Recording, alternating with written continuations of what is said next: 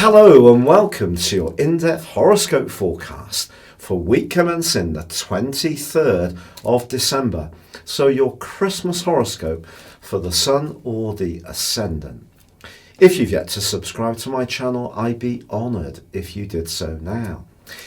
Now, of course, late last week, the Sun made its way into the sign of Capricorn, which it does at this time of the year every year.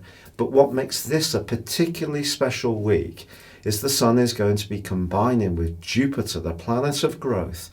And on Thursday, we have a solar eclipse in conjunction with Jupiter, and both are also angling brilliantly to Uranus, the planet of surprises, the planet of innovation in the sign of Taurus. So this can be quite a week. It can be a week where we can start to crystallize ideas that we've had in a more tangible way, or perhaps we're going to bring in more innovation and fresh approaches. But I do feel, because of the Capricornian energy, this could be a time when we manifest something that's potentially been really limited through the energy of Saturn over the last couple of years, but principally over the last 6 or 7 months as it's inched closer to Pluto. Now, of course, they are, as this month comes to a close, getting much tighter together. In fact, it's going to be 1 degree by the end of this week. And so in some ways that is going to be potentially popping the rivets on some issues. But I think Jupiter could be a game changer here. It's bringing a sense of expansion. Okay, it's in full in the sign of Capricorn.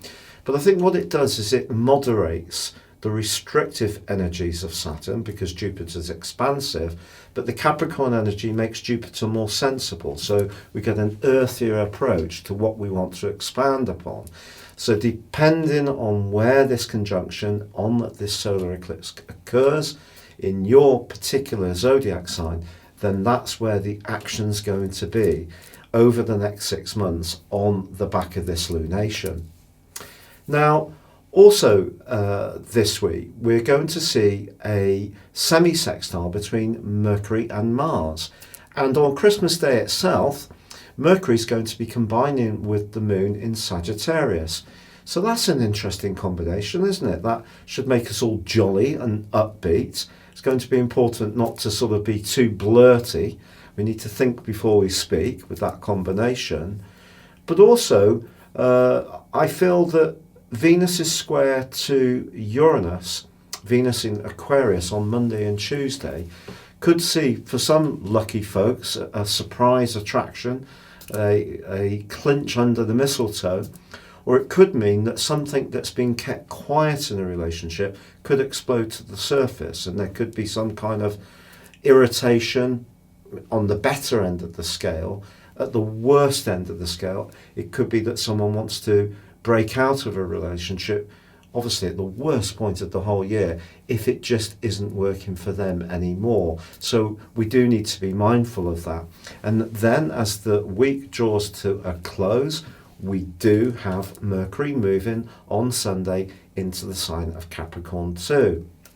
And of course, because of the angle, it's also going to fall to Uranus. This gives us a great opportunity to be quite inventive when we're thinking about those New Year's resolutions. But I want to wish you a very happy Christmas, and please enjoy the rest of your forecast. Your specific forecast, Scorpio, absolutely sparkles with potential. At the very heart of this Christmas week is definitely the solar eclipse of Boxing Day, Thursday. It is true that on Christmas Day itself, Mercury and the moon are in the second house, so this is very much a be merry and enjoy the good earthy aspects of Christmas. But there is a square between Uranus in your sector of relating and Venus on Monday and Tuesday. Someone could surprise you with what they say, but it could also be you who's going to be a bit more random. You may need some space, or you may want to get close to someone. It's a hard influence to call, absolutely. It depends on your unique circumstances. If you're single, it may be that someone you're introduced to through your family actually really takes your fancy. Could see your pulse racing a little quicker.